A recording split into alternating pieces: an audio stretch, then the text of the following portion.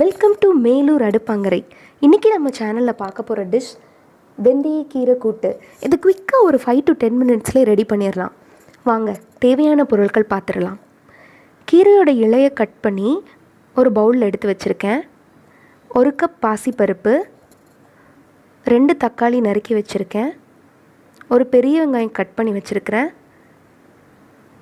7 பல் பூண்டை தட்டி வச்சுருக்கேன், மஞ்சள் தூள், 2 டீஸ்பூன் சீரகம், உப்பு தேவைக்கேற்ப, பெருங்காயத்தூள் 1/4 டீஸ்பூன், 3 பச்சை மிளகாய்.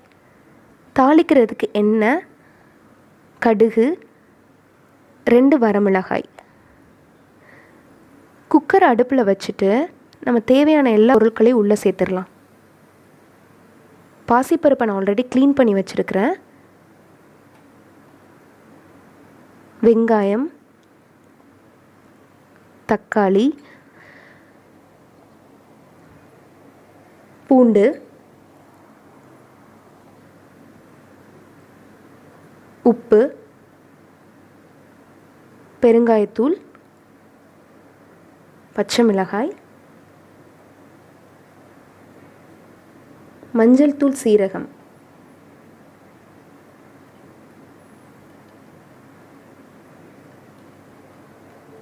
இப்போ நம்ம கீரையும் உள்ளே சேர்த்துடலாம். நல்லா க்ளீன் பண்ணிக்கோங்க.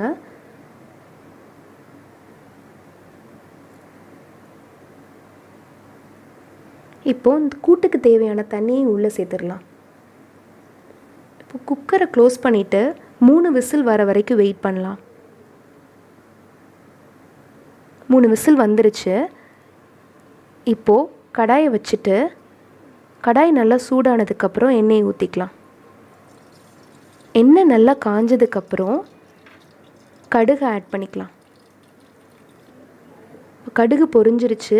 நம்ம 2 வரமிளகாய் எடுத்து இந்த கூட்டையும் உள்ளே சேர்த்து ஒரு தடவை மிக்ஸ் பண்ணி விட்டுருங்க.